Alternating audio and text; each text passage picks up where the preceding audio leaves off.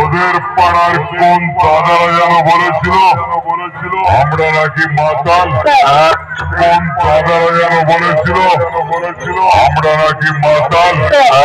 মাতাল বলবে দাদাকে কিছু বলবে না, আমাদেরকে মাতাল বলেছে। মাতাল বললে মানে তুমি মাতাল, দাম মাতাল, ভাই মাতাল, চোদ্দ গোষ্ঠী মাতাল। আরে শোন আমরা জাতে মাতাল। তাহলে ঠিক পাড়ার বৌদিরা জানে আমরা কতটা রোমান্টিক।